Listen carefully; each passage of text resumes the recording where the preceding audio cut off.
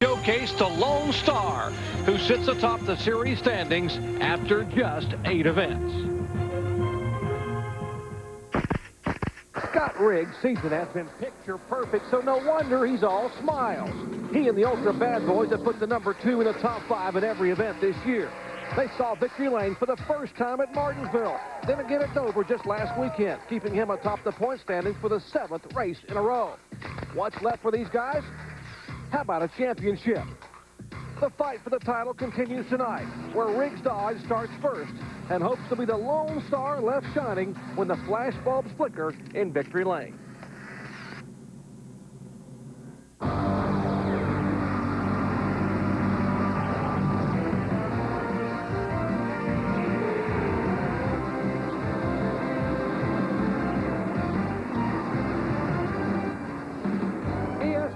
The worldwide leader in sports presents NASCAR.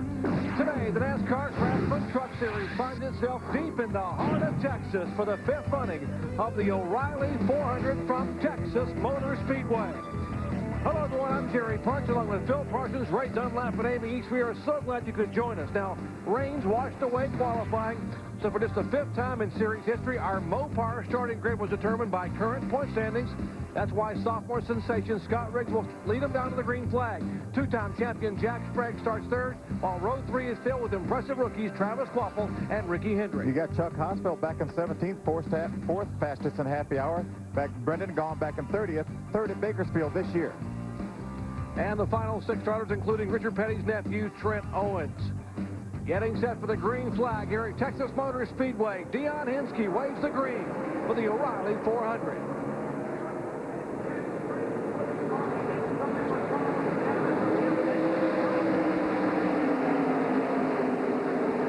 As they shuffle down in turns 1 and 2, just a moment ago in the warm-up lap, our pole sitter, Scott Riggs, spun his truck around trying to get his tires warmed up and may have bent the left front of the valance on the front of his truck. He sure did. There's definitely some damage to the valance. We'll see how it's going to affect him. It actually should make the truck a little bit tighter, which means he should lose the front end. But right now, the tires are brand new, so he's got a lot of grip right now. We'll see what happens as the race wears on. Well, he holds on and leads the first lap here, the first of many on a night with 167 laps, 250 miles, 400 kilometers. One of the longest events in the NASCAR Craftsman Truck Series season here at Texas Motor Speedway. Got good side-by-side racing already here. Great action here. Got Ted Musgrave in the black and white number 1 on the outside of Travis Quappel in the 60 truck. Ted Musgrave in the 1 truck was awfully good in happy hour. He and Scott Riggs were the fastest 2 trucks in happy hour. There's Rick Crawford in the 14. He led the most laps at Dover a week ago. The Milwaukee Electric Tools Ford. Terry Cook right there in a black and yellow Ford, number 29, leading that pack. Ricky Hendrick looking to the inside. There's Hendrick in the 17 truck, the GMAC-sponsored Rookie of the Year candidate, trying to make a move inside of Cook. Great side-by-side action. 2 wide here in the front, and then Ted Musgrave, then 2 wide behind that, Rick Crawford and Travis Quappel. And this is 4th, 5th, 6th on back. Oh, Travis Quappel going way high. He gathers it back in off of turn 2. 24-degree banks here at Texas Motor Speedway. Back straightaway, 1,330 feet long. It's a double dog leg. We saw good side-by-side action, but you don't want to be up where Travis Quappel was. You don't want to be outside of the second lane. Ted Musgrave looking on the inside of Ricky Hendrick, coming down towards the start-finish line. And just a reminder, no qualifying because of rain and very, very limited practice. Probably less than an hour total practice since they arrived here on Thursday. So these teams really concerned about the early laps, getting their trucks dialed in. I was talking to Ricky Hendrick and his crew chief this morning, and he said that they've changed about 20 things on that truck since happy hour. They're 3 wide momentarily as Crawford in the 14 makes a move. Down on the bottom of the racetrack, slides by Ricky Hendrick for position. That is for the 5th spot. Rick Crawford was real happy with this truck. Talked to him and Ray Stonkus this morning, and they were very, very happy with their truck. As Crafton in the 88, Randy Tolsma in the 61. Tolsma making his 100th career NASCAR Craftsman Truck Series start here today.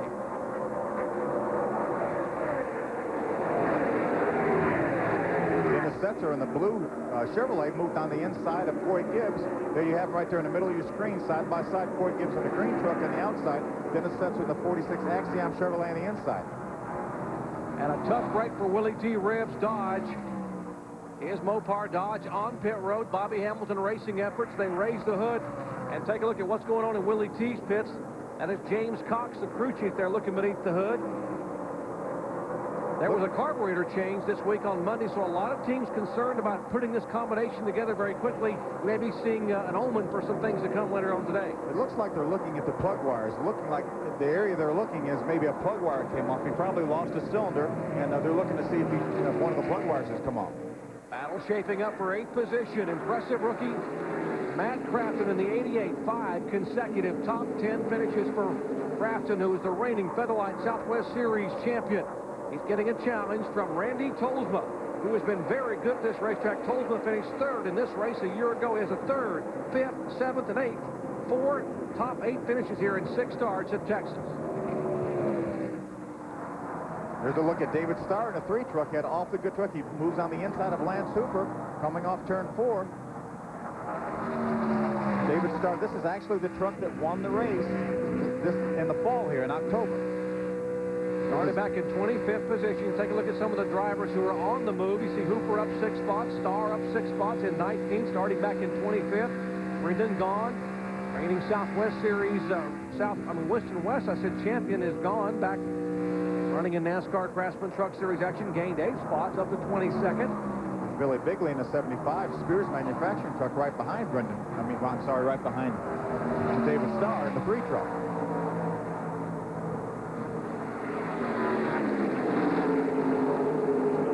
Starr, 32 years of age, from Houston, Texas. A.J. Foyt is very high on this young man, says he would like to either put him in a truck or maybe a Busch Series ride for next year. This young man's been very impressive in limited starts in NASCAR Craftsman truck competition. There's a view out of Scott Riggs' onboard camera. You see what he sees behind him? Nothing. That's what he's seen most of the year, but his day didn't begin very well. On the very pace lap of this race, before they ever got to speed, watch Riggs there at the right side of your screen, the 2 truck. That's the 2 truck. He's trying to get a little heat in his rear tires, so you nail the throttle, you try to spin the wheels to get some heat in it. That's what Scott did right there. You saw the truck just barely hit the inside wall. That could have been a race-ending situation right there on the pace lap. And it came down off the apron and may have bent that front valence a little bit, but it doesn't seem to be hurting him too much right now. He is pulled away to a 4-second lead, as we have 11 of 167 laps to complete, and our points leader Riggs is showing the way.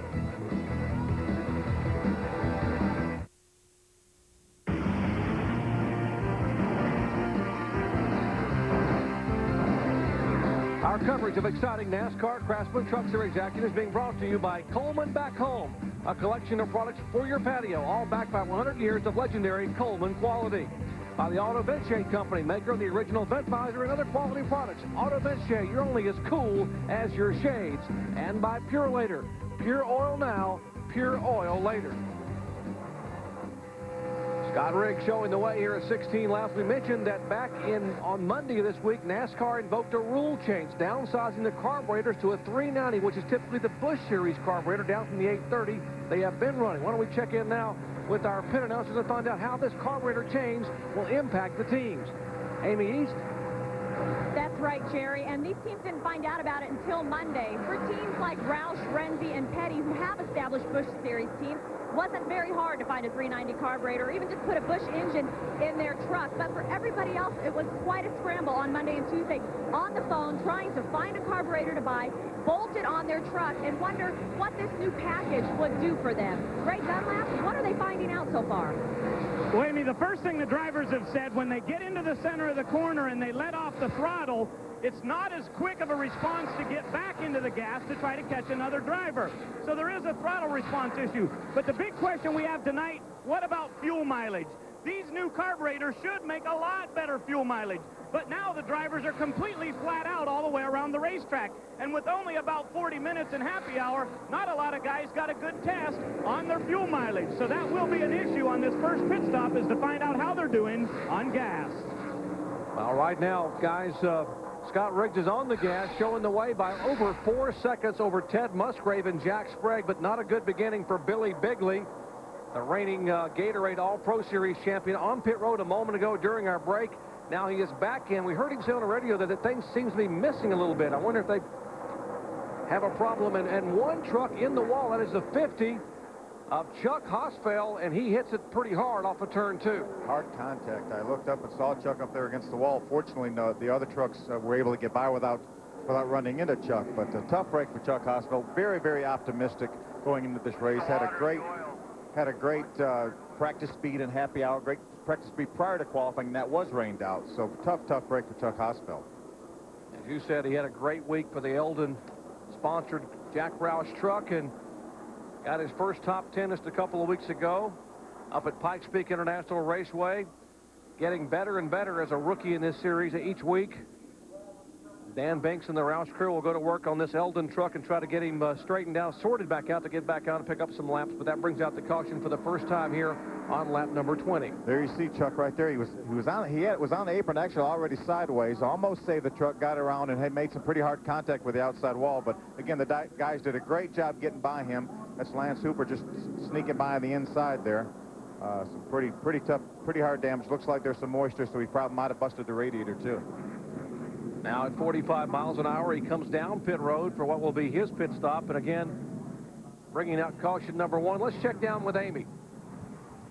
Well, the entire Eldon Roush crew is getting the crash cart ready. Actually, it seems as though Chuck Hosfeld will be pulling behind the wall. He will not be stopping on pit lane. They're motioning to me that he indeed is going to stop behind the pit box. They've got the jack stands ready, try to assess the damage and see if they can get the young Roush rookie back out. Amy, that's actually the same place that Greg Biffle in that same truck crashed here last year. So a tough break 2 years in a row for the 50 truck.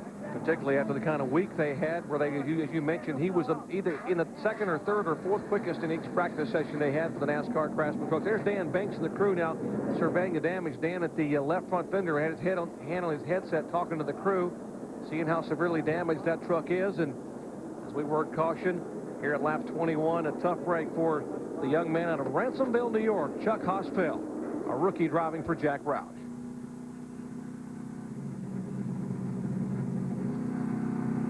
There's been some discussion on the radios about anticipating some pit stops, and as you heard Amy and Ray talking about, this new carburetor should make the fuel mileage much better. We're talking about 60, 65 laps as opposed to the old 830s they've run for the first 8 events this year. And we might explain as you watch our leader come down pit road, and no surprise that we would see him on pit road. And here comes other trucks. Here's Musgrave, Sprague. Basically, many of the trucks that are in the lead, on the lead lap, of course, are up toward the front, coming on the pit road at 45 miles per hour. Let's go down to Amy, who's standing by in Ted Musgrave's pit. Yeah, thanks, Jerry. Actually, we're anticipating the Milwaukee heavy-duty crew to come down, but they elected to stay out. So now we see the Mopar truck hit his mark. He's going to take right-side tires, and they will make a chassis adjustment. Great Dunlap. Well, Amy, it's right-side tires for Scott Riggs, but their big concern is this valance on the left front. So they're going to get the right-side tires on, and they're not worried about getting beat off pit road. A lot of guys are going to get past them right here, but their important thing was to get that valance up because the truck was very, very tight. Jack Sprague took right-side tires, and also Ricky Hendrick, the number 17, took right-side tires as they came in the pits this time. But Riggs will go from the leader way towards the back, but the important thing here is get the truck right so it's not nearly as tight as it was. Scott's big worry was that because it was so tight, it may damage the right front tire, and they can't take a chance on that here in Texas. Well, if you're the driver, Phil Parsons, and you're where Scott Riggs is, you're liking the fact you got an early caution flag to be able to come down and take a look at the front of that truck. You sure are. You see them, I don't know what kind of work they're going to do into the back of the truck here. They brought a jack stand out. They're doing some pretty major work back there. I'm not sure what that is this early, as well as he was running. All right, we'll update what's happening down in the Team ASA CarQuest pits. We work caution for the first time today. Chuck Hosfeld spins on turn 2. Back in a moment.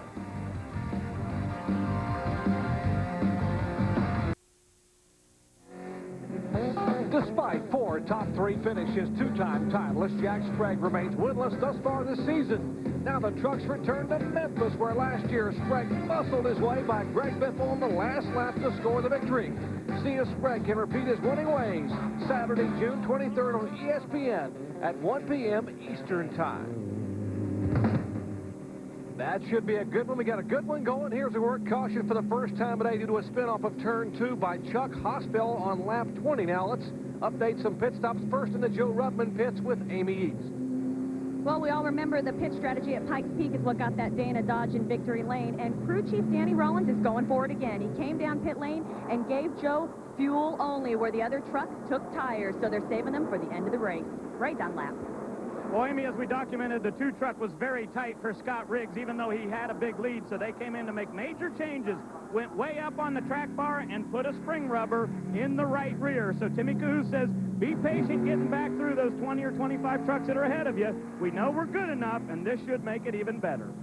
Thank you, guys. And by the way, you Chuck Hospital fans, he is being shown 6 laps down behind the wall getting repaired. And Billy Bigley replaced a plug wire, but 2 unscheduled stops put him 5 laps down in 31st position. Set for the green flag. There's Rick Crawford in the 14 truck leading the way. Their top 6 trucks right now did not pit on that caution flag. Rick Crawford, who led the most laps a week ago in Dover, Delaware, led 73 laps, only to have a pit miscue cost him a possible chance at a win. He finished in 14th spot. 3 wide coming off turn 2 there.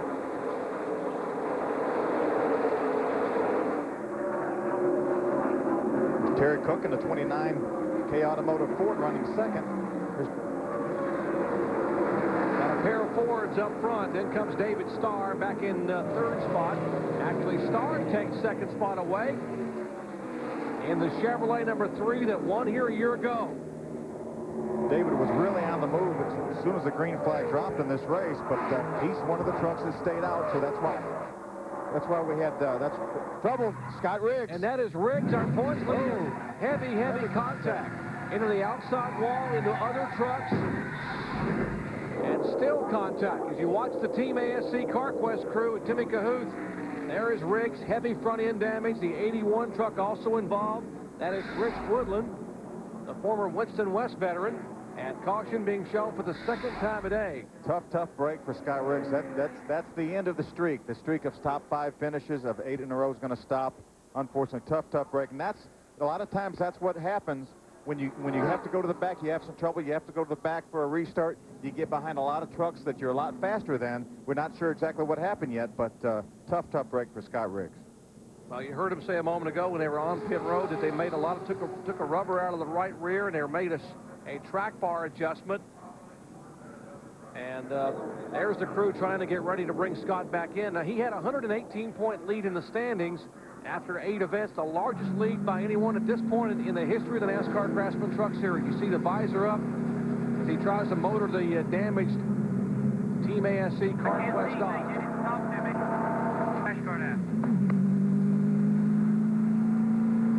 Tough break, and a lot of this was predicated by the fact that he spun out on the pace lap trying to get his tires warm. So I think the reason for the long pit stop initially was to beat the air dam out straight, and then they came in and made some adjustments to the truck. Here's a look at it. There he is on the outside. This is right at the start-finish line. The accident's going to happen off turn 2, and now he goes down into turn 1. He's on the outside of Carlos Contreras in the 43 truck. Oh, it just got a little bit high. You know, we talked about Travis Popple going wide before. He got a little bit too high.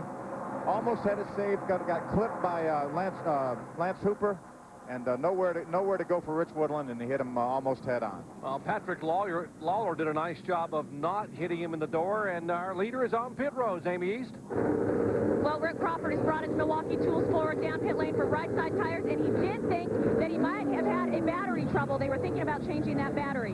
Right on left. Well, Amy, Jack Sprague just came in to do left side tires on the number 24. We also saw Randy Tolsma down pit road, and David Starr also on pit road in the number 3. They did left side tires. So quite a bit of tire changing here in the early stages. We're only 31 laps into this race. We'll be here behind pit wall in just a minute as Scott Riggs get here, and we can assess the damage on the ASE Dodge. And we might explain that NASCAR Craftsman Truck Series rules only allow you to change 2 tires per caution flag. And that's why these guys that pitted on 10 laps ago on lap 20, like Sprague, the net zero truck, and Tolsma, and took on right side tires. They have come back in now 10 laps later to take on left side tires to have fresh rubber all the way around. That is a bit surprising, though, Jerry. All the guys are raving about the tire, that they the speed keeps staying there, that lap after lap after lap. So it's a little bit surprising that these guys will give up some track position, come in and get their left sides. You see the repair work going on Scott Riggs' Dodge. Current points leader. Here's the problem a moment ago out of turn 2. Scott was turned around, he got sideways, truck overcorrected, went back towards the outside, nowhere to go for Rich Woodland, made some pretty hard contact, almost head on. Tough break. And there's Patrick Law, he spun, trying to avoid him. There's another, do you see him on the top of the screen, get sideways. He got a little bit wide into the loose stuff there. Again, nowhere for Rich Woodlands to go. Tough break. And Scott Riggs, from his point of view, his roof cam. You see the black on the left side of the racetrack here. That's where the rubber's down. That's where the trucks have been running. He got outside of that. That's where all the speedy dries built up, the rubber, little chips of rubber, and he just lost control, lost the grip on the rear of the truck. And he slid right up in front of Rich Woodland, who had nowhere to go in the 81 truck, the Rick Ware truck. And Ray, a lot of people working on that point leader's truck. Well, there really is, Jerry. Not just the 2 team, but the 1 team here to put a lending hand in. They're definitely going to have to replace the radiator. Doesn't appear to major damage to the engine here, though, but they've got a lot of fender work cut off.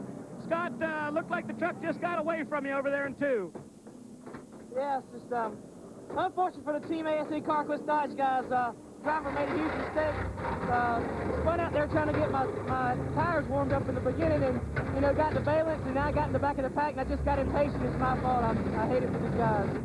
I know the very first spin got the valence, and then you had to make an awful big change. Was it too much? No, it wasn't too much. I just too impatient trying to go too high and ran those guys, and got in a loose something spun. It's just my fault. Okay, so Scott Riggs says on the radio right after this, guys, we're all done, and the crew said, no way, we are not all done today. We'll get this thing fixed and get you back out there. Just how quickly fates can change. Scott Riggs has been bulletproof for the first 8 events of the season. Top 5 in each one of them, and now he's behind the wall with a lot of work to do here in Texas. Back in a moment.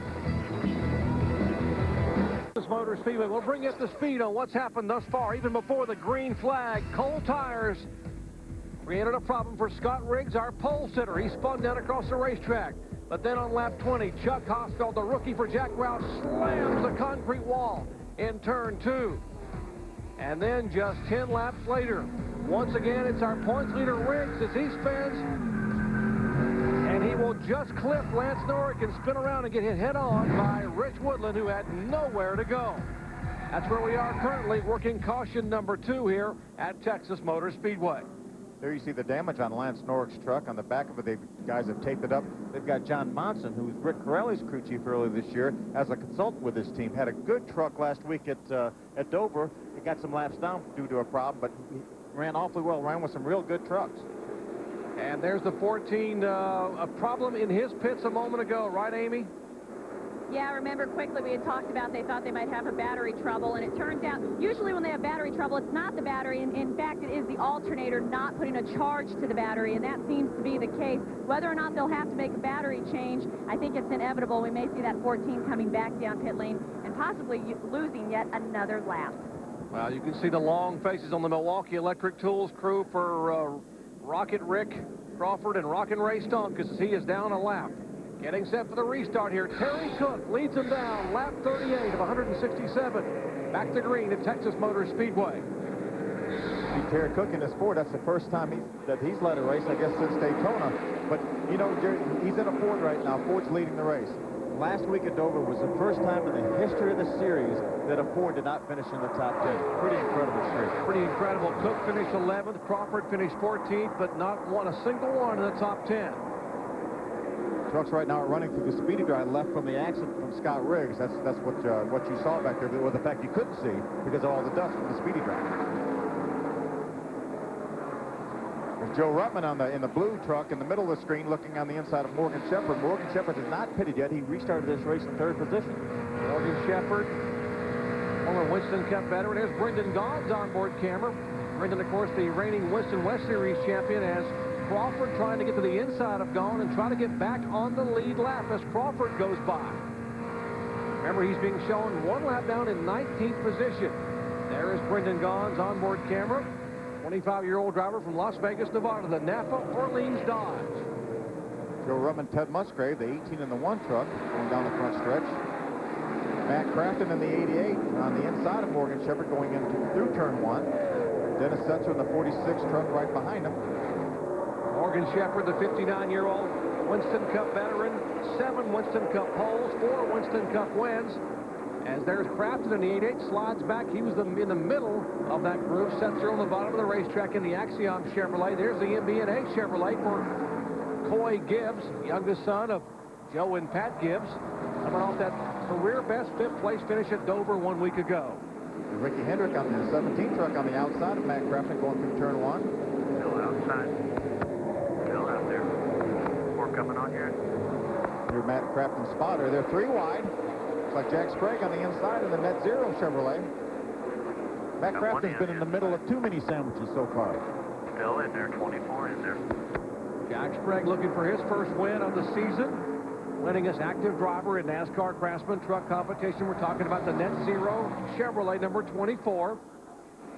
Remember, Jack Sprague has 4 fresh tires. He's probably the only truck in the field right now with 4 fresh tires.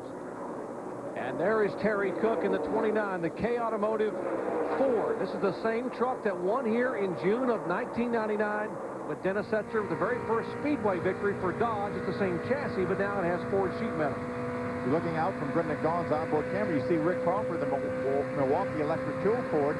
He wants to get by Terry Cook and get out back on the lead lap, hopefully catch a caution flag, come all the way back around, get back in the lead lap, and get back in contention. And Crawford is reeling Cook in. It's down to about 4 truck lengths. Rick Crawford, who led all those laps at Dover, Delaware, only to have a problem on pit road. He pitted outside his box, was held a lap, ended up finishing in 14th spot. Now looking at the back of Brendan Gaughan's Dodge, you take a look back at the 1 truck of Ted Musgrave, a 3-time winner this year. Won 3 of the first 5 events of the year here in NASCAR Craftsman truck competition. It's a 3rd place runner right there, Ted Musgrave. Ted had an awfully good truck in happy hour. The guys were real happy with his truck. He's showing a lot of patience. There's a battle for 7th. Ricky Hendrick on the inside of Morgan Shepherd. Here comes his teammate, Jack Sprague, also on the inside of Morgan Shepherd. Clear, all clear. Clear, all clear. Both able to make the pass. These 2 Hendrick trucks finished 2nd and 3rd at Dover, Delaware. Here's Riggs now coming out of the pits. And let's check in on what all they had to fix. Ray Dunlap? Jerry, an unbelievable amount of work went on down here as they had to put an entire new radiator on, and they had to weld brackets onto the frame because the whole front end assembly had been pulled off there. So a new radiator, lots of new wiring, all new tires on there. But the real work went from all the crew members down here working together. After 8 top 5 finishes this season, if Scott Riggs is able to go ahead and win a championship this year, tonight will be a night they remember. A lot of work went in to getting this truck back out onto the racetrack after the driver said he was the one that made the mistake. This is just phenomenal. Here's what was happening a moment ago behind the wall. Now, folks, he came behind the wall on lap 30. It is now lap 46. In 16 laps, this Team ASC CarQuest crew rebuilt the whole front of this truck. Along with, again, his teammate, Ted Musgrave's bunch. You see the black and the white uniforms. That's Ted Musgrave's crew. They're actually helping with this damage repair. And if they win a championship, as Ray Dunlap said, Jimmy Smith and this team, Timmy Cahoot, the crew chief, will look back at this incident right here where they got him back on the racetrack in just 16 laps. See Scott Riggs coming back down pit road. Right now, NASCAR has a minimum speed that you have to maintain to stay on the racetrack. It's if they black flag you, they will make you go to the garage. So I'm sure Scott realized that they need to do a little bit more work to this truck so they can get up to that minimum speed so they can stay on the racetrack. And you see Terry Cook there, who's leading. Remember, he led 7 laps at Daytona, but had not led since. Although he had run well, he had not led a lap since the season opener at Daytona. He is showing the way here, and Rick Crawford has gotten back on the tail end of the lead lap. He is just in front of Cook in the 14 Ford truck. Again, Rick Crawford desperately right now needs a caution flag so he can get back, go all the way back around the racetrack, pull up to the back of the field, be back in the same lap, back in contention. The thing I'm surprised right now is Brendan Gaughan has maintained 2nd position with Ted Musgrave, who was a good truck right behind him. Brendan Gaughan, and we mentioned he is the reigning Winston West Series champion. There he is in the 41, the Orleans truck. He ran at Mesa Marin this year, finished third, led 25 laps at Mesa Marin, finished 15th in his second start this year at St. Louis. Plans on running here, Kansas City, Chicago, and Texas, and later in the year, Las Vegas, Fontana, and Phoenix in his own truck. As we approach the halfway point, Terry Cook is our leader in Texas.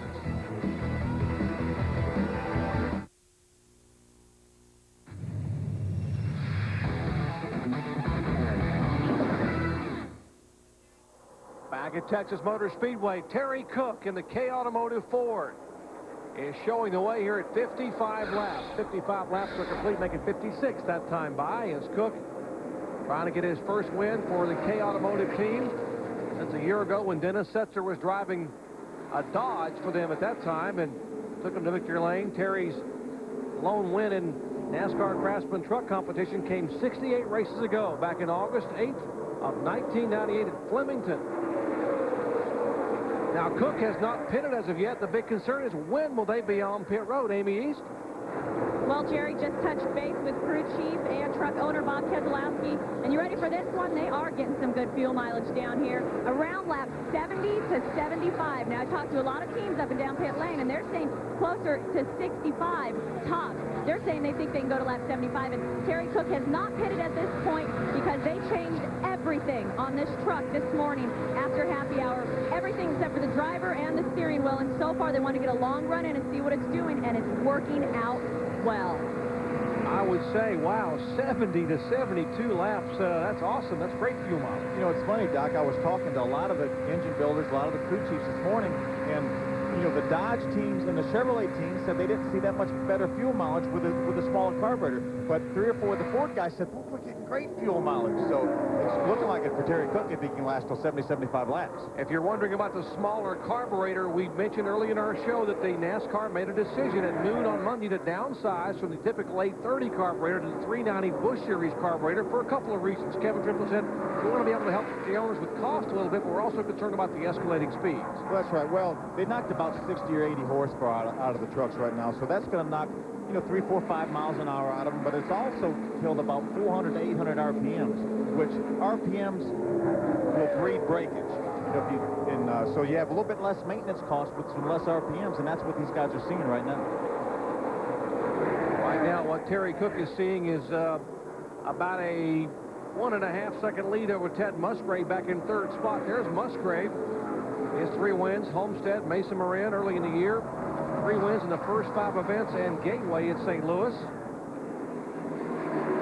We're going to show you some of the trucks running the top 15. Here's Joe Ruttman in the 18, the Dana Dodge. Ruttman, a 2-time winner, won the Daytona Beach in the opener, won at Pikes Peak a few weeks ago. Talking to Joe's guys yesterday, and they said we are really struggling. This is not a good racetrack for Bobby Hamilton Racing and Joe Ruttman, but he's doing a great job tonight. There's Ruttman being shown back in the 4th position.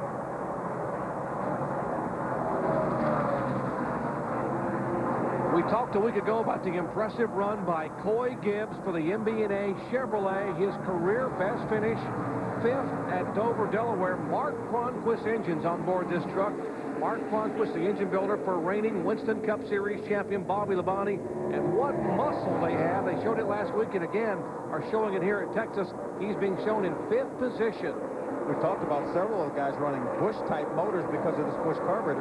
This is actually a Winston Cup motor right out of Joe Gibbs' shop. And Joe was supposedly in the dyno room this week watching them dyno carburetors getting ready to come to Texas. That's how much he wants his son to run well.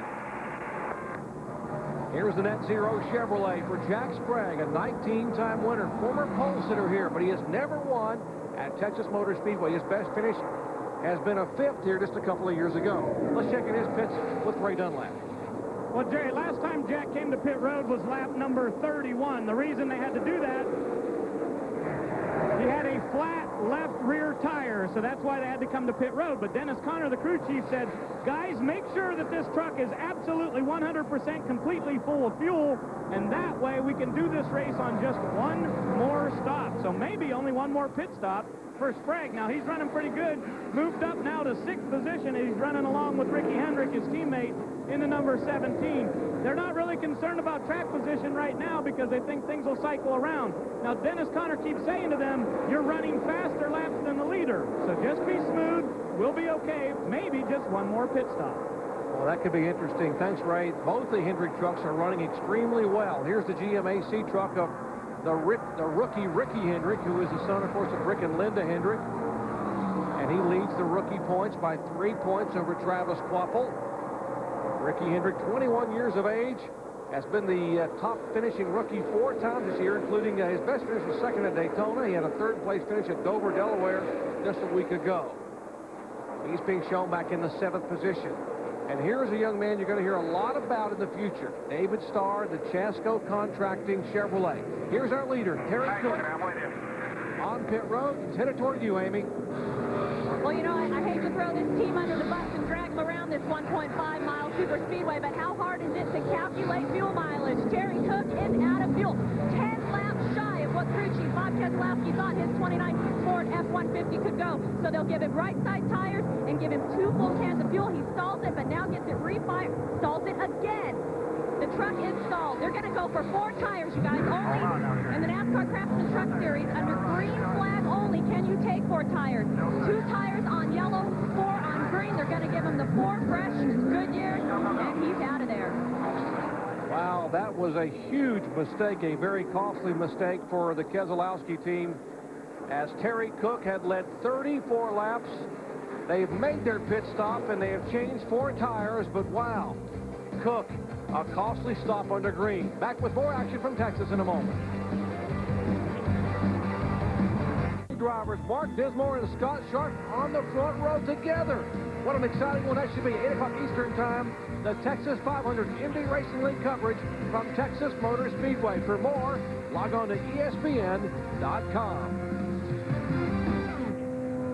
25-year-old Brendan Gaughan is showing the way here as we are a handful of laps away from the halfway point. The reigning NASCAR Winston West Series champion, the Napa Orleans Dodge. There's the 41 of Gaughan, who is our leader. But he has not gone very far from the second-place truck of Ted Musgrave. Let's update Brendan Gaughan's situation with Amy East. Well, Jerry, I just touched base with crew chief Todd Myers, and he said they had not pitted yet. They were one of those trucks that stayed out, and that they will have to come down pit lane within the next 2 laps for fuel. That means that this truck did indeed go, or could go, 75 laps. That is what the 29 was anticipating as well. Whether or not they'll take 2 tires, they're not sure, as he now has decided to peel off pit lane and come down and get the service from the TKO crew. All right, there is Musgrave, who will assume the lead. Ted Musgrave we're talking about, and there is Brendan Gaughan. Slowing down. Todd Myers and company waiting for him. You see that stripe right there? On the jack, but Timmy, you better be running down this pit stall, buddy. 45 miles an hour. Seems like an eternity as he heads to you, Amy. Well, Brendan now is making his way down pit lane, still indecisive whether they're going to give young Brendan 2 or 4 tires as they go around to the right side. No chassis adjustment, slight air pressure adjustment. Well, let's see what they do here, you guys. Is it going to be 2 or is it going to be 4? No, they're just going to go for the 2. Waiting to get all the fuel in, and he got 2 right side tires. Go, go, go, go. Okay, watch your speed. 4900 first gear, watch your speed. They remind Brendan it's 4,900. That's 45 miles an hour for the 25-year-old reigning Winston West Series champion who ran 73 laps before making a pit stop. Ted Musgrave is our leader. Back with more from Texas in just a moment. Great crowd on hand enjoying NASCAR Craftsman truck action now Saturday at 5 Eastern time. How about IROC, the Silver Anniversary Edition, IROC 25, Round 3 from Michigan International Speedway. On the pole, Eddie Cheever. He led 3 times for 23 laps and won that race a year ago, becoming the first Indy Racing League driver to win an IROC event. He'll defend his title at Michigan at 5 o'clock Eastern time on Saturday.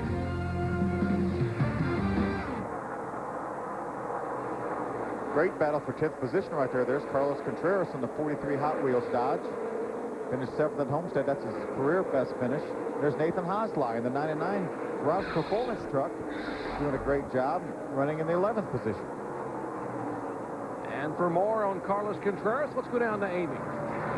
Well, it's been a very eventful day for Carlos Contreras. Aside from having over 20 family and friends here in attendance, Carlos is also celebrating his 31st birthday today. And at a surprise party here at the track, Carlos was greeted by an 11-year-old boy with the same name. From the Starbright Foundation, Kyle Petty arranged for the 11-year-old Carlos Contreras to meet his racing hero, our Carlos Contreras. And it was the look on his face was just great when the 11-year-old Carlos got to wish Carlos Contreras happy birthday. And as Carlos told us, it's Feliz Cumpleaños. That's Spanish for happy birthday. Happy birthday, Carlos Contreras.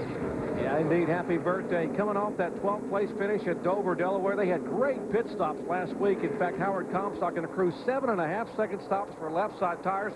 And Phil Carlos told me that in the final 40 laps, he found himself in 4th spot, where he's never been before in the top 5. He said they treat you differently when you're up there that far with just a few laps to go. They really do. It's a little harder to race with those guys. Here is Ted Musgrave in the Mopar Dodge. Headed down to you, Ray Dunlap. Out of fuel, Jerry. The fuel just shut off as he started to come down pit road. The engine is not running on the one. So they put it very close to that line, just like the 29 did earlier. They're going to be left side tires here.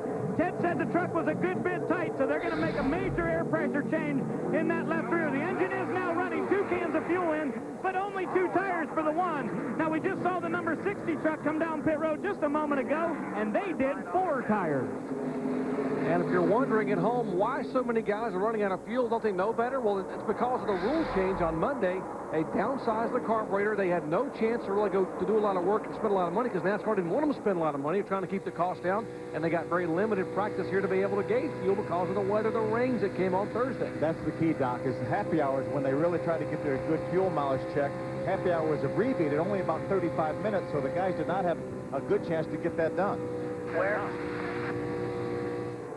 Here comes 2 more trucks down pit road. Ricky Hendrick in the 17, Coy Gibbs in the 20, 45 miles an hour. And Amy, Coy Gibbs headed toward you. Well, Coy coming off his career best finish at Dover last weekend with 5th is going to come down, and under the direction of Gary Showalter will get not 2, but 4 tires. Remember, they can take 4 tires under green flag conditions. Ray Dunlap. Well, Amy, the exact same thing will happen down here for Ricky Hendrick. His truck was just a little bit loose coming off at turns number 2 and 4, so they will make an air pressure adjustment, but it was 4 tires for the GM's AC Chevy. Great pit stop by the GMAC team. You know, you saw them come in with Coy Gibbs, but he beat him out by 3 or 4 seconds. And there comes Ricky Hendrick back up to speed as we approach the 90-lap mark. There's Dennis Setzer's Axiom Chevrolet getting some work, and they will make a chassis adjustment on Setzer's machine. Setzer, the only driver who has won here at Texas 4 times. Actually, two tires for Setzer as he heads back down pit road. There's Chuck Hosfeld making a pit stop, and the 50 truck looks much like Scott Redd's truck right now with no front end on it, but the Roush guys did a great job getting him back on the racetrack and collecting laps and collecting points. Well, we are working lap 89, lap 90 coming up. Joe Ruttman is the leader. Sprague, David Starr, and Tolsma rounding out the top 5. Back with more pit stops in a moment. Back at Texas Motor Speedway, another truck suffering from a lack of fuel. Here is the Dana Dodge of Joe Ruttman, who was being shown as our leader. And Amy, is he coasting down pit road? He sure is, Jerry. And again, just touched base with crew chief Danny Rollins. He told me 4 more laps just as soon as he had got done saying that. The Dana Dodge was out of fuel, reading 0 on the fuel pressure gauge. Now, my question to you guys up in the booth, and especially you, Phil, is this because of the new carburetor? Why are these teams guessing so wrong on their fuel calculations? Amy, you're exactly right. We just talked about that the guys really didn't get a good gauge in happy hour to see what kind of fuel mileage they were going to get. But you see the guys right now, they run out of fuel on the racetrack. They'll run out at the wrong time. They don't want to coast all the way around the racetrack. Amy. Well, and he stalled it. We know when you run it out of fuel, sometimes it takes a while for it to get fired, so that is very costly. A lot of track position is lost when that happens under green flag conditions.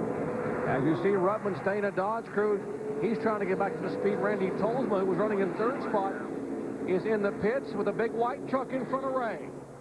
Well, Jerry, is 100th start tonight here at Texas, and they have decided to also do 4 tires. It's kind of a monkey-see, monkey-do thing. If everybody else is doing it, Craig Huartson, the crew chief, said we better go for 4 too. Randy said the truck's been very, very good, and Amy East has an update. Well, David Starr, the Lone Star here in Texas, comes down pit lane also for left side tires and 2 cans of fuel. David Starr, remember, last year started on the outside pole of this race and has a lot of laps here at Texas Motor Speedway because he's part of the driving school here. Very slow on the left rear, though, and this, again, is going to be costly, but they're waiting on fuel. They're going to make sure he gets 2 cans of Cal 76 fuel. Well, that's got to really hurt David Starr. Fast truck, good driver, but unfortunately they hadn't had a lot of chance to get practice on pit stops, and that cost him an extra about 3.5 or 4 seconds right there. It sure did, but he was waiting on fuel. The guy took a pretty good while changing tires, but then he still waited on the fuel. I don't understand why the fuel didn't go in the truck any faster than it did. Well, with the cycles of stops, our new leader would be the Net Zero Chevrolet of 2-time series champion Jack Sprague and the Hendrick Motorsports number 24. There's a look at Jack.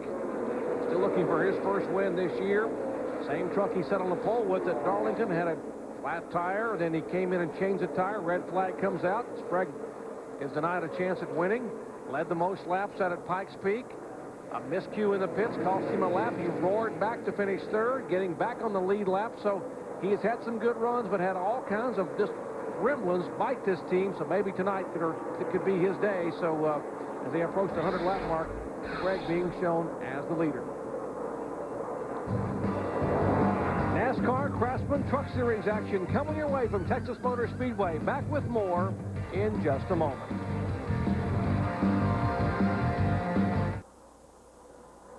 Jack Sprague out of fuel. Well, Bobby Dowder ran in the back of him. It's going into turn 3. Jack Sprague is out of fuel right now. And a tough break for Sprague. That's another one of the trucks that's had problems with fuel here. We mentioned Musgrave has run out of fuel already. We've seen the 29 of Cook run out leading. Joe Ruttman ran out of fuel leading on lap 91, and now Sprague comes coasting down pit road here on lap 98. The Net Zero Chevrolet's got a long way to go to get down to his pits. Let's check in with Ray. Well, Jerry, the big thing here is they thought they could go to lap 100. If they were able to do that, then this would be the final pit stop. But Sprague just said on the radio, out of fuel as he coasts down here. They have already decided to do 4 tires on this stop, but now Jack Sprague will have to try to get the engine running again. Corey Quick on the right front tires. On the rear, a new tire changer named Cole Chitty. They get ready to go here. The engine was running. They do have fuel going in. Second can is going. A little bit of ether. They get the engine running again now. Having a little bit of a hang-up on the rear tire here once again. Sprague's got it going, and they're down and away. But they did lose valuable time as he had to coast to the pits because he was out of fuel. Well, I've got to believe that henceforth this race is going to be called the O'Reilly Out of Gas 400 because we've had 4 leaders run out of gas. It's not funny to those guys, but it's amazing how frustrating it's got to be. Terry Cook had a great truck. He ran out of gas on lap 66. Musgrave ran out of gas on lap 85. Ruttman on lap 91. And then, just a moment ago, Sprague, as we see caution now waving for the 3rd time tonight. Dion Henske, the NASCAR Craftsman Truck Series flagman, waves the yellow flag to the field. Apparently debris on the racetrack, so here on lap 100, caution is going to come out for the 3rd time.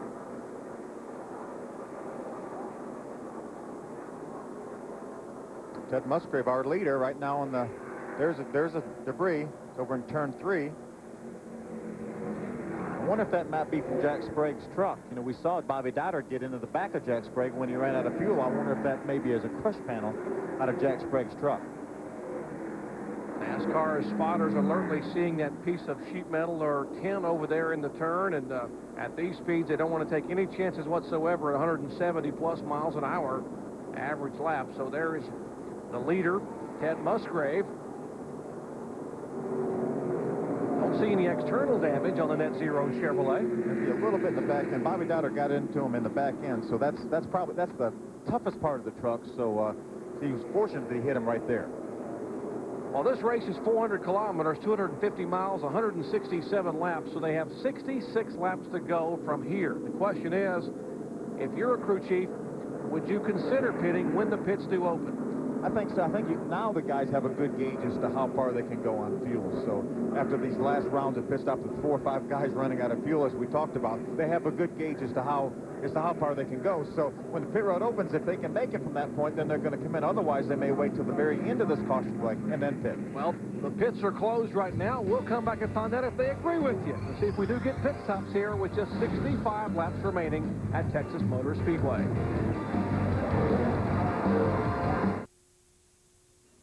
Back at Texas, as Phil predicted a moment ago, here are the leaders on pit road. There was Musgrave. Here is Terry Cook. He's headed down toward Amy East.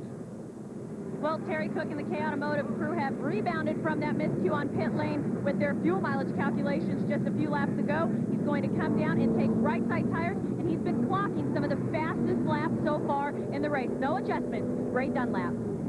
Well, Amy, Ted Musgrave said they needed to make a chassis adjustment if they were going to win this race, so they're going to pull the spring rubber out of the right rear, and they have done that. Now, the 17 is in of Ricky Hendrick, and they're doing a gas and go only.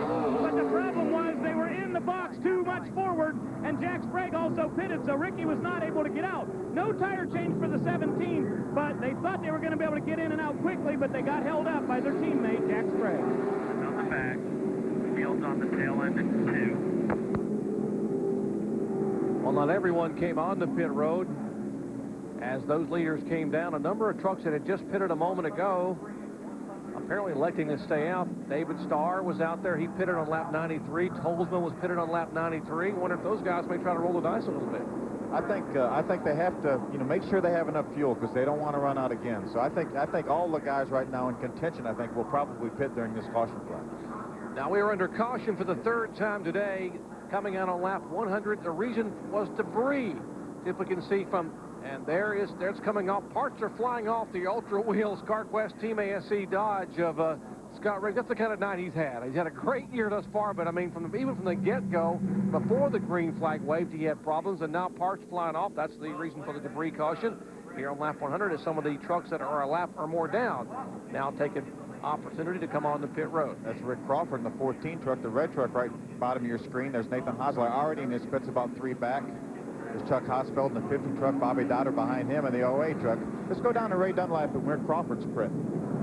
And Phil, they're going to do right side tires here. They believe they might be able to make it the distance here. And Randy Tolsma right behind him. They came in for fuel only. They wanted to wait till the very last part of this caution just to be sure that they didn't run out of gas. So Tolsma in for fuel only. Crawford took right sides. Well, so they are topping off. Thank you, Ray. So now these guys we're concerned about making it the rest of the way on fuel. Tolsma in. You saw Crawford in. By the way, Crawford still being shown a lap down in 14th spot. Tolsma is on the lead lap in 11th position. And the 88 is in front of you, Amy. They just put the hood down on the 88 Steelmaster truck, and it looks as though they might have thought that they might have had a plug wire loose or something going sour with the 88 truck. All right, pit stops completing. For all the latest news and notes from the world of motorsports and for all the latest from the NASCAR Craftsman Truck Series, visit rpm.espn.com. The keyword is NASCAR Trucks. Working caution number 3 here on lap 100 for debris. Pit stops have taken place. Have they guessed correctly? Can they make it the rest of the way on fuel? We'll find out with a green flag when we come back. Back at Texas Motor Speedway, I'm Jerry Punch along with Phil Parsons, Amy East, and Ray Dunlap. Glad to have you with us here for NASCAR Craftsman Truck Series action, the 5th annual O'Reilly 400. Getting set for the restart here. Just past the 100 lap mark. And rookie Travis Kvapil is being shown as the leader.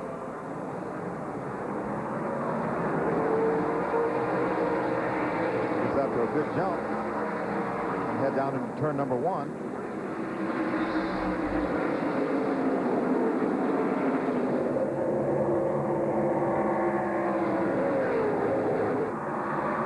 We're getting reports now that Travis Kvapil did not pit under the caution flag. There's Kvapil in the Cat Reynolds Chevrolet. Mike Addington is the owner. Rick Wren, the veteran crew chief. This truck finished second here a year ago to Brian Refner. Also finished second in the finale to Kurt Busch in California. Very good truck on this racetrack. Talk about being very good. How about the freshman feud we're having with the young rookie drivers? particularly Quapple and Ricky Hendrick. Top 5s, 4 versus 3. Top 10, 7 versus 6. Average finish pretty darn good, both in the top 10, and both have led 3 events. That's Hendrick and Quapple. That Fastest Rookie of the Year battle will go right down to the wire here at the end of the year. It's gone back and forth in the last several races. One guy takes the lead one week, and the next guy takes it back the next week. Even the past 3 days, it's going back and forth as to who was leading. So, great effort up front as Quapple leads. Here's Brendan Gaughan. Real impressed with Brendan Gaughan here. This is the first time he's been here with this team, and they really have done a great job. This is a good truck. This is a truck that David Starr qualified for on the outside pole with last fall, and Brendan's doing a great job with this truck. Let's go down to Amy East, who's standing by in the Travis Quapple pit. Well, I'm here with crew chief Rick Wren. And Rick, you didn't come down that last time. You rolling the dice? You going for it, or will you have to stop? Yeah, I've got to stop again, and that's the best the truck's been all day. We just put 4 tires on this thing about 12, 13 laps ago. We're not as good as we need to be, so run up front here for a little bit, get him some experience, get us some bonus points. I think most everybody who's capable of running up front's got to stop for fuel one more time. I know I can't make it, so I need tires one more time and fuel. Okay, you guys, he's going for it. A unique pit strategy to get his rookie driver some much-needed laps. Well, we'll watch for them to make a pit stop, and I'm sure they're hoping they get a yellow flag to be able to make a caution flag stop. Here's a battle for third. Terry Cook, if you just joined us, Terry Cook led early on, led 34 laps, ran out of gas on lap 66, had to coast down pit road, lost a lap, and now his truck has run so well, he is back on the lead lap, battling, trying to hold on the third spot and hold off Ted Musgrave in the 1. And Jack Sprague right there in the 24 truck, the Net Zero truck, the silver and blue truck right behind them. All right, speaking of the Musgrave pits, let's check in down there with Ray Dunlap. Fred, can you make it all the distance on fuel? I'll tell you what, I thought I could earlier, but when we ran out of fuel, I don't think we can now. I think we're going to have to stop again, it looks like. You know, with the carburetor changes and the aerodynamic changes, you know, it's all a mystery now. We don't have what we thought we had, so we'll just probably have to stop one more time. Well, that's obvious. Musgrave making a move on Terry Cook out there on the racetrack, or trying to, but the big question is, will they pit one more time? He says probably so. And the reason, if you just joined us, so many of these crew chiefs are uncertain as you watch this battle side by side as the Dana Dodge trying to take a spot away from Coy Gibbs. That's 6th position. And again, if you just joined us, the reason they're guessing is because of the carburetor change and limited practice time, just a very few minutes of happy hour because of the weather. No one knows what the fuel mileage would be. Good side-by-side battle. Coy Gibbs on the outside, the 20 truck. You see him right there. We're looking from Joe Ruttman's onboard camera, the Dana Dodge. Joe's able to get on by Coy into 6th position. And let's check in the Dana Dodge pits with Amy East. Well, if remember on the first round of pit stops, that 18 Dana Dodge only did a fuel-only stop. They stopped one time in between this last time, took on 4 tires, and so remember, that's when they ran out. And now they have only done the fuel-only scenario again. So the Goodyear tire wear is excellent on that 18 Dana Dodge, still able to be passing trucks as we just saw him get by Coy Gibbs. And they did a fuel-only strategy in the 18 pit. Well, Joe Ruttman, who began the year with a win in the season opener at Daytona, also won at Pikes Peak International Raceway. 2 wins. His 2 poles came at Daytona and Martinsville. 4 top 5s. Best finish here at Texas, 3rd back in 1998. Only the 2nd year they came here in the trucks. He has not run that well here in recent years. He's had some pretty poor luck, but right now having a pretty good evening, showing in 6th spot. And if he keeps on going anywhere near where he is, he's going to make a tremendous gain in the point standings on Scott Riggs. Scott Riggs, who came into the night 118 points ahead of Ruttman, being shown in 27th spot, 20 laps down. Travis Quapple, our leader, after 115 laps.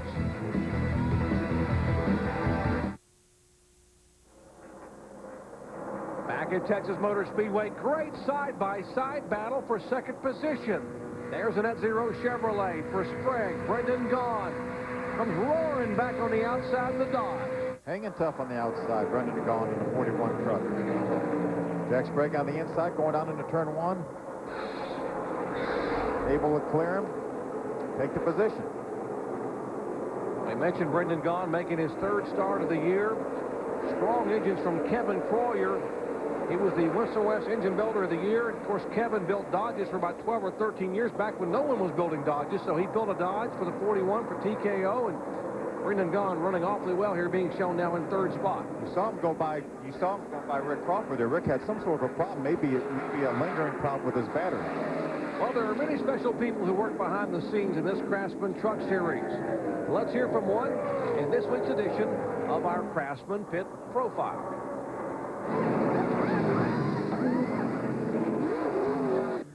Since the inception of the NASCAR Craftsman Truck Series, they've run a Winston Cup type carburetor, 830 CFM.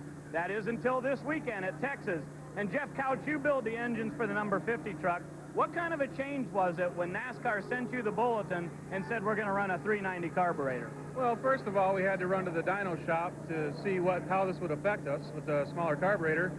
And then we had several components to try to interchange as far as camshaft, cylinder heads, and intake manifolds to find our best combination. We luckily have a Busch Grand National team with Greg Biffle, and we were able to get some input from those people as well. And all in all, it took us probably 100 man-hours in 2 days' time to get our best package to get us here at the racetrack today. Well, a lot of work has gone into it, no doubt. Now, there may be a 390 carburetor in the future for the NASCAR Craftsman Truck Series each and every week. So keep in mind the guys are back at the shop doing a lot of work, even though we're already here at the racetrack. Thanks, Ray. A lot of work ongoing there in the 390 carburetor. NASCAR trying to be able to help these guys save some money and also keep the speeds within reason because they're concerned about the speeds escalating as well as the cost. Good battle for the lead. Travis Quapple on the 60 truck, Jack Sprague in the 24.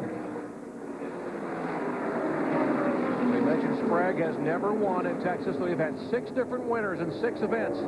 Since 1997 when the NASCAR Craftsman trucks first came here to Fort Worth, Texas. Jack looks on the inside. Side by side, pulls up on the inside, going in the middle with 3 and 4. Remember, Sprague has much fresher tires. He pitted on lap 103. There's Brendan Gaughan in the white and black truck, the Orleans truck, number 41, trying to follow Jack Sprague by Travis Quapple. Still there. Now, Brendan Gaughan should be able to hug the inside groove.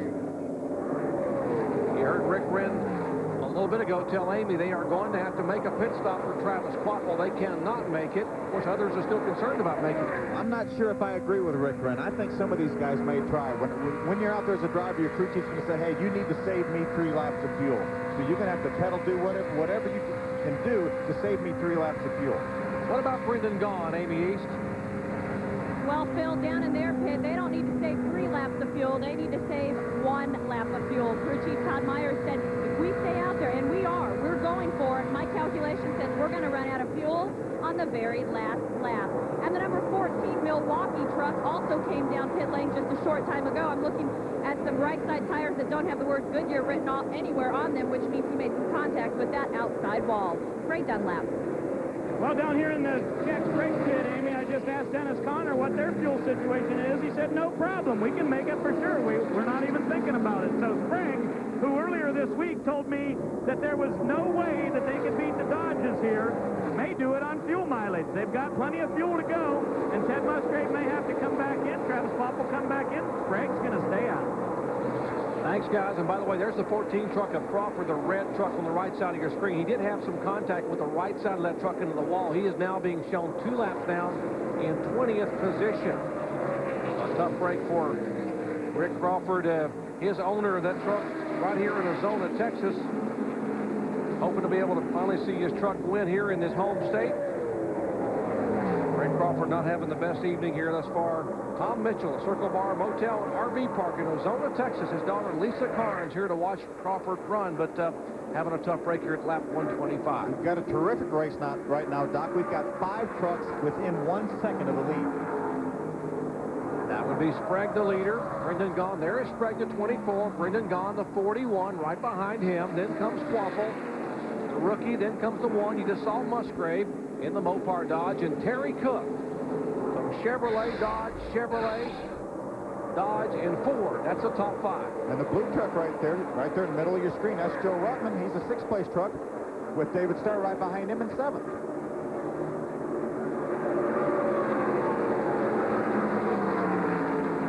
A little close call here a moment ago. Let's see. Whoa, they squeezed. That Setzer trying to get by Willie T. Ribbs. And now Dennis Setzer can breathe. All is well. They can take a deep breath. His laps are winding down here. 128 in the books of 167. They're all chasing Jack Sprague.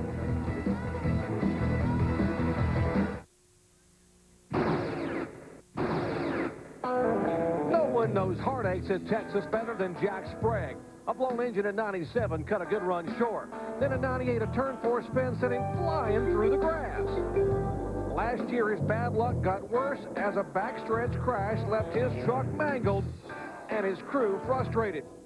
Last fall, the backstretch again saw this spectacular multi-truck tangle. With 2 stops here this season, Sprague needs a little Texas-sized luck. And he may be getting the Net Zero Horseshoe. Trying to get his first win for new sponsor Net Zero here in 2001. It has been 22 races since Jack Sprague went to victory lane at Evergreen up in Washington back on June 3rd of 2000. So just over a year ago. Hard to believe that Sprague is that good, and he is very, very good in this series. It's been a year since he's won a NASCAR Craftsman Truck Series event.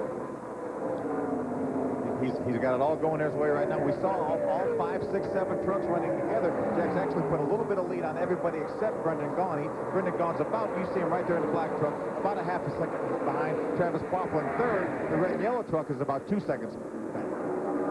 There is Quapple, the Cat Reynolds Chevy. Then comes the Dodge of Musgrave, the Ford of Cook, the Dodge of Ruttman in the 18, the 3. There's the Chasco Contracting Chevrolet of David Starr.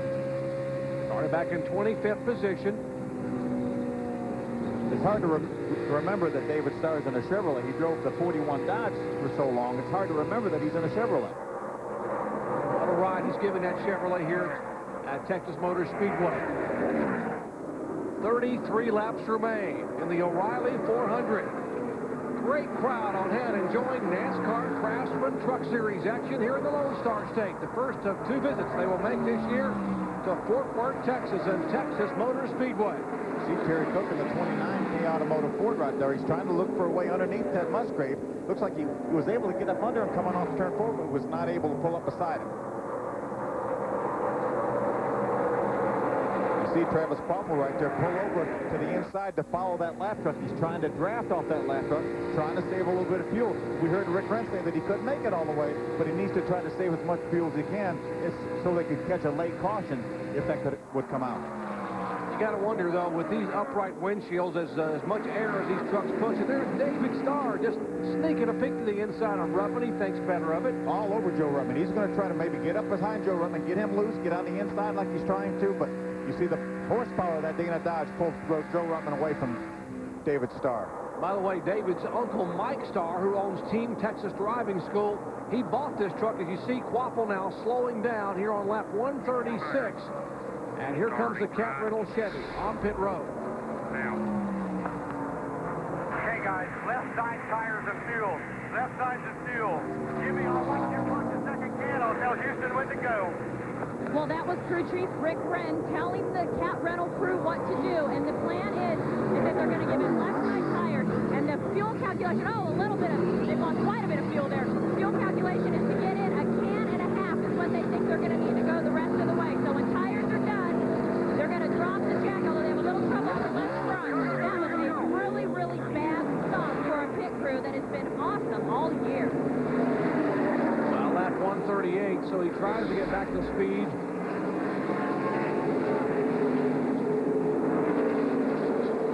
The time it takes you to stop on pit road, even if you just did a little 3-second gas stop, you go so slow down pit road. Pit road is so long, the guys go so fast around here, you're going to get lapped anyway. There is Jack Sprague, whose best finish came here 5th in 1999. Sprague now over a second, almost a second and a half lead over Brendan Gaughan in second spot. Now, if you just joined us, our points leader, Scott Riggs, led the field down by virtue of starting with points because qualifying was rained out, but on the pace lap, cold tires caused him to spin his truck down off the racetrack. They dented the front valence. And on lap 30, Riggs' truck spun off of turn 2, tapped Lance Norrick, was hit head-on by Rich Woodland, and there is the damage right now for Scott Riggs. currently being shown in 27th position. Great job by the Team ASA crew to get all that work done and get him back on the racetrack. Here we're going to see what happens. He goes trying to go on the outside of Lance Hooper. Gets sideways in a loose stuff. Jumps in the throttle, trying to get the truck straightened out. Catches Lance Norca, turns him back on the outside. Here comes Rich Woodlands with nowhere to go. They lost 16 laps in the pits for repairs. He is now being shown 22 laps down in 27th position. He came in with a 118-point lead, and that points lead is shrinking right now because Joe Ruttman, who came in second in points, is showing fifth after 140 laps.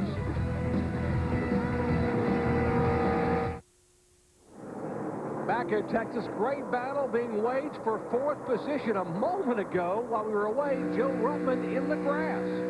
Here you see Joe Ruttman and the Dana Dodge on the inside. That's Terry Cook and the K Automotive Ford on the outside, side by side, going in turn 3. David Starr's got a great look at this right behind him. That you're looking out of his onboard. You see Joe Ruttman's truck wiggle a little bit. He got him a little bit loose to be able to pull up right beside him. And here comes David Starr on the inside of Ruttman. He'll bring Dennis Setzer with him. That is fourth position as well. So Starr will take the spot away. That is the sixth position. Here comes Setzer by Joe Ruttman. He will take seventh spot. Ruttman now being cranked back to eighth spot. Now here's what happened a moment ago. Watch coming off 4 as Ruttman, trying to hang on, gets crowded down to the inside and comes all the way to the grass. But his left side tire is actually in the grass. Was fortunate to retain control, but he ended up losing 2 or 3 positions in the exchange.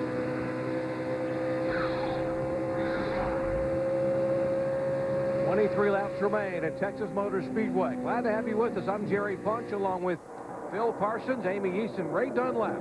Stop number 9 on the $12 million 24-race NASCAR Craftsman Truck Series Tour for 2001. You see Dennis Setzer right there ahead of Joe Ruttman. We haven't talked a great deal about Dennis. He's a former winner at this racetrack, but he's done a great job. State in Kentucky. He's all the way up to 6th position right now.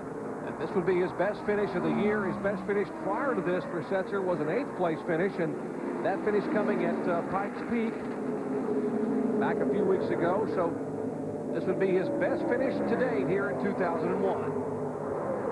And Dennis Setzer truly is doing a great job, because for most of the race he has had a vibration on that 46 truck, actually vibrating so loud now that he can't hear the radio when the crew is trying to talk to him. He's literally shaking inside that truck and also smelling some transmission or gear oil. So they are patiently counting down the laps. Would like to finish this thing with the ill-handling truck and grab a top 10 finish. Indeed he would, Amy. The Axiom Chevrolet for Dennis Setzer. And he is the only driver in this starting field who has won at Texas Motor Speedway. Longhorn Heroes, 6 different races, 6 different faces have gone to victory lane. Setzer's win on June 11th back in 1999. Back then he was driving for K Automotive. Bob and Ron and Kay Keselowski. The first super speedway win ever for Dodge in NASCAR Craftsman truck competition. He's in a Chevrolet here, and this one here, his laps are winding down. He's certainly still in contention in 6th position, but right now, if things keep going as they are, we're going to have 7. We don't want to jinx the guy leading, but there would be 7 winners and 7 races. It's going to be really interesting, Doc, to see what happens when we get down inside 10, 15 laps to go, to see if all these guys that are trying to make it are going to run out of fuel. Well, you heard our pit reporters, Amy East and Ray Dunlap, say they felt pretty good about Dennis Connor's comments for the 24 of Sprague. He is the leader. They think they should be comfortable on gas. The 41 we've already heard of Brennan Gaughan. They're going to be a lap short. Musgrave, they talked to Fred Wanke. He's in 3rd spot, and Musgrave was going to be, they were really concerned about the gas. Terry Cook, well, they've already run him out of gas one time tonight leading the race, but hopefully they will not on this one, so he will get a good finish. It's anybody's race here with less than 20 laps to go. You know, that's one thing about the new carburetor, the new smaller carburetor. The trucks draft a little bit better. So you've seen Terry Cook has been in the middle of a pack. He's done a lot of drafting. So hopefully he's saving some fuel. Jack Sprague now, he's way out front. He's not saving much fuel at all, but Dennis wasn't worried about it. Well, 36-year-old Spring Lake, Michigan driver Jack Sprague has the Net Zero Platinum Chevrolet at the front of the field with less than 20 to go. We'll be right back.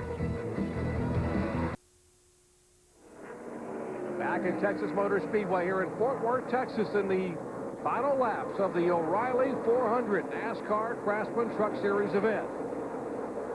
There have been 6 visits for the NASCAR Craftsman trucks to Texas, 6 different winners, and if Sprague can hold on, he'll be the 7th driver, 7th different face to visit Victory Lane. $586,000 plus posted awards for this one here at Texas Motor Speedway.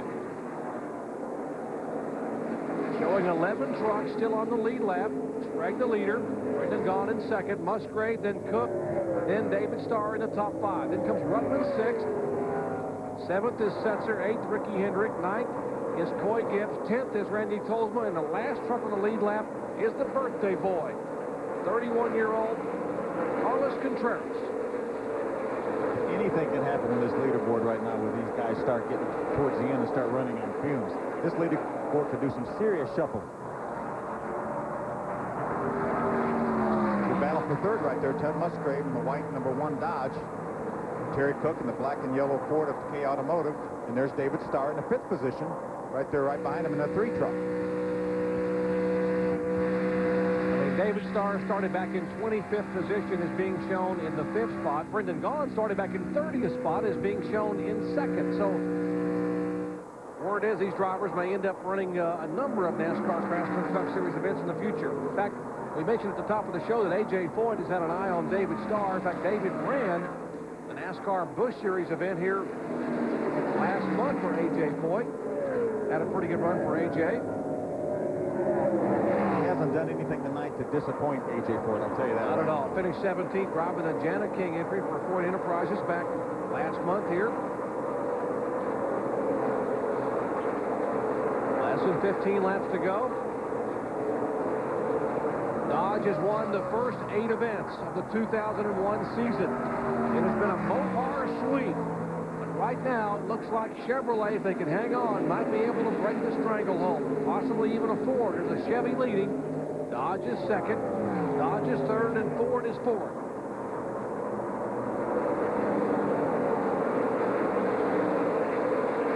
The laps are winding down here in the 5th annual O'Reilly 400. Can Jack Sprague hang on and get his first win in Texas and his first win in over a year? We'll find out when we come back to Texas in just a moment.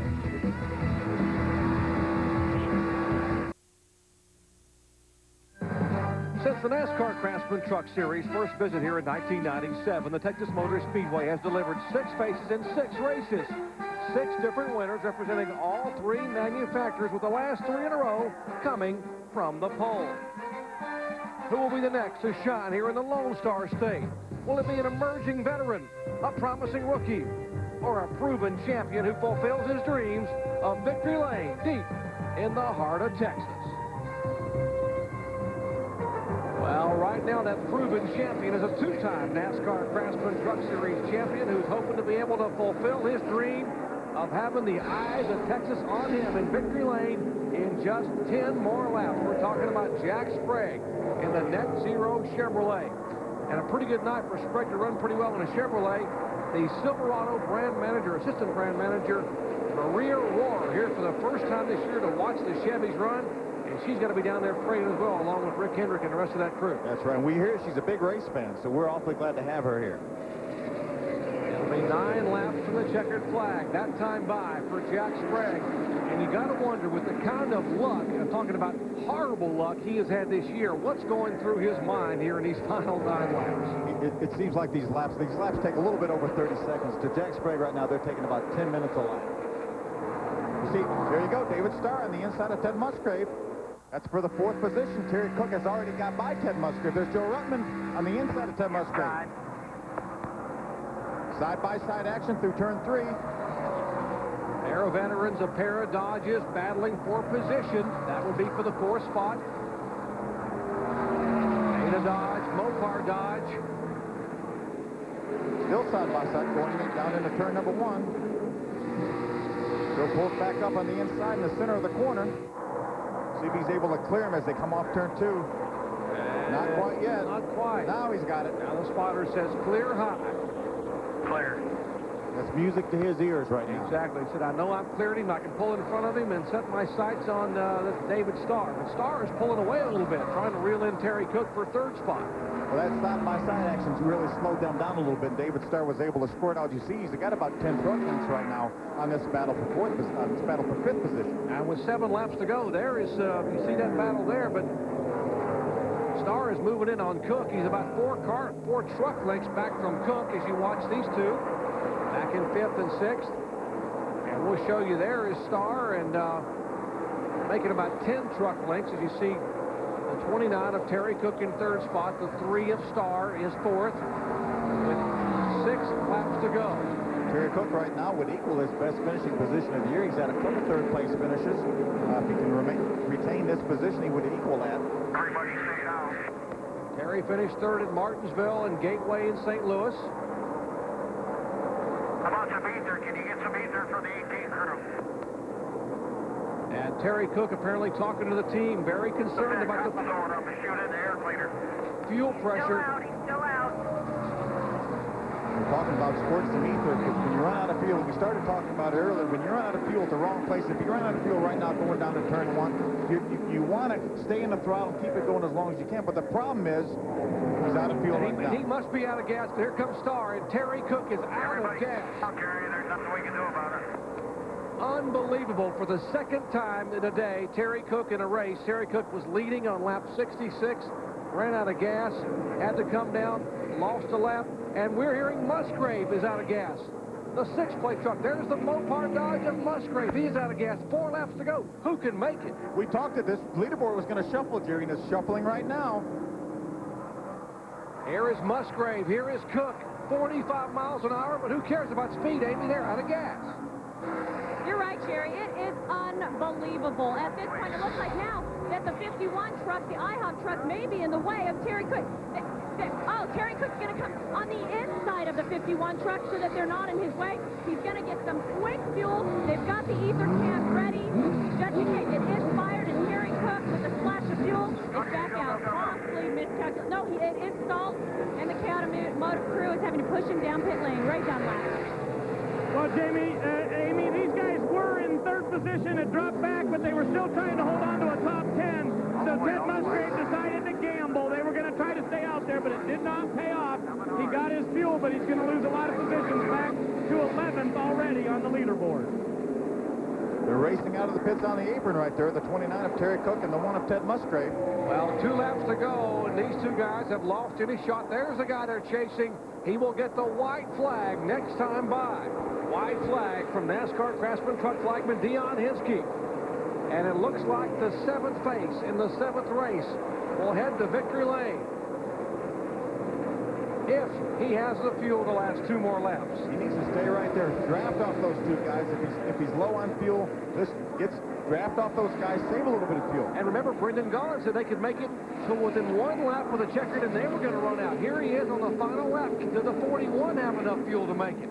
They were saying he would run out on the white flag lap. We are on the white flag lap. There is Sprague. He's going into turn 3 right now. He can coast around to the checker flag from here to the start-finish line.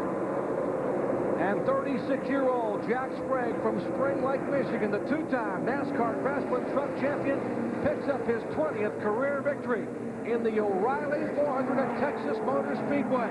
And the Net Zero team gets to celebrate for the first time in over a year. Doc, the first win for a Chevrolet. Let's go down to Ray, who's standing by with Jack Sprague's crew chief, Dennis Conner. Well, Jerry, guess what? It's been 53 weeks since this crew's been to victory lane. I know Texas has been one of the tracks where you said, we're going to get them. Guess what? You finally did it. We've been the best here so many times and had freak things happen to us that it's unbelievable. I guess it's only fitting that at Texas, we were finally able to break the Dodge winning streak, and now I guess the monkey is officially off of our back if we can just keep him off. Guess what? It's been a year since you've been to victory lane, so get down there and enjoy it. Well, the most important thing that we can do tonight is say that we won this race for Papa Joe Hendrick, who's in the hospital right now. He's going to undergo surgery Monday morning, and he's going to come out of that. He's a pretty tough guy. I'm sure Papa Joe will do it, and his driver did it for him tonight, guys. Jack Sprague's 20th career victory in the NASCAR Craftsman Truck Series. And Ray, he has waited over a year for win number 20. There's the Net Zero crew. And a Chevy Silverado heads to victory lane. We'll come back and talk to Jack Sprague in a moment.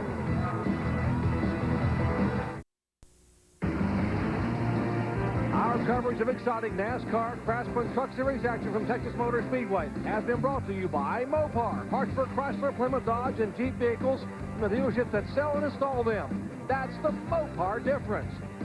And by Red Zone from Old Spice, intense protection for intense people. Now let's go down and meet an intense person who's standing by in victory lane with our Ray Dunlap. Ray? Well, guess what, Jerry? The truck is out of fuel, and the crew had to come down here to push him to victory lane. But I'm sure Jack Sprague's not worried about that in the least bit, because guess what, buddy? You finally beat the Dodges. Hey, we did it! My God. I tell you, this Net Zero Chevrolet was awesome all weekend, but I really didn't think I had anything for the Dodges. But we put downforce in it, made it handle, and it worked out in the long run. They couldn't handle as well as I could on old tires, and we got one. I'd like to thank Net Zero Platinum Chevrolet ran great, GMAC. I got to say hi to Papa Joe Hendrick at home going through a lot of health problems, and we're pulling for you, Pop. And I got to say, this is for our buddy Tony Roper. We're with you. For the wife, Michelle, thank you. Absolutely, guys. Jack Sprague gets his 20th career victory, but listen to this stat. 122 top 10s. That's 80% of the time this guy finishes there, but now he's back to victory lane, and it's been over a year since he's been here. His last win coming 22 races ago, back on June the 3rd of 2000 at Evergreen, Washington. Win number 20 for Jack Sprague, the two-time national champion, and for the 7th time in the history of the NASCAR Craftsman Truck Series, 7th different winner in as many races here at Texas Motor Speedway. And how about some great career best finishes for 2nd and 3rd for Brendan Gaughan and David Starr. How about great job by Brendan Gaughan. Ran hard all day long. Started from the back, as did David Starr. Moved up to 2nd and 3rd. See 16 through 30 as you take a look to see where your favorite driver, the arrows indicate drivers who led laps here. There's Rick Crawford. And the final page, you see Jimmy Hensley struggling a little bit, and starting in 22nd spot, he will finish in 32nd. That's the unofficial results here for the O'Reilly 400. Let's go down and check in with Amy, who's standing by with our runner-up finisher. Well, a very excited Brendan Gaughan. Hey, you just show up at our truck races here, and you pull out some top 5 finishes. Great run today. And we were worried you were going to run out of fuel there at the end. Heck no, Arrington Motors, Kevin Carrera Motors. I don't even know which one was in it this week. All I know it was a Dodge, and that Dodge was awesome. TKO, Todd Myers, Mr. Ferris, got to say thanks to them. That's their truck. They got bitchin' trucks. Dodge, Orleans Hotel, Napa Auto Parts. The guys, they're the best. Hey, I think that says it all, you guys. How about that? Brendan Gaughan got a 3rd place finish at Mesa Marin, led 25 laps. Bettership with a 2nd place finish here in his 3rd NASCAR Craftsman truck start. How about the points? Closing up quite a bit there, Phil. Went from 118 to 43. Joe Redman made a big gain, about 75 points on Sky Ridge. You still see the rookies in the top 10. Ricky Hendrick is 4th. Travis Quapple drops back to 6. Matt Crafton in 10th. So 3 rookies in the top 10 after 9 of 24 events. Let's check in once again with Amy, who's standing by with our 3rd place finisher. Well, the Lone Star from Texas, top 3. Good job. Man, I can't thank my sponsors enough, because we just put this team together 2.5 weeks ago. Chasco Contracting, O'Reilly Auto Parts, thank you very much for giving me an opportunity. I'm just glad to be back home in Texas, and great finish. I wanted to win, but hey, we'll take 3rd. This truck series is a great series, and you've seen out there just close racing, and I'm just glad to be here. An excited David Starr. Indeed, he should be. He came from 25th starting spot, and our next truck series action comes to you from the home of the Blues, Memphis, Tennessee. Saturday, June 23rd at 1 p.m. Eastern Time on ESPN for the Memphis 200. For Phil Parsons, Ray Dunlap, and Amy East, I'm Jerry Punch. Once again, congratulating Jack Sprague on his win in today's 5th annual O'Reilly 400. The eyes of Texas were on Flat Track Jack, but tonight it was Texas Jack as he gets win number 20. Coming up next, the LPGA Wegmans Rochester International. This has been a presentation of ESPN, the worldwide leader in sports. For more, log on to ESPN.com. Once again, congratulations to Jack Sprague. He wins it, win number 20 at Texas Motor Speedway.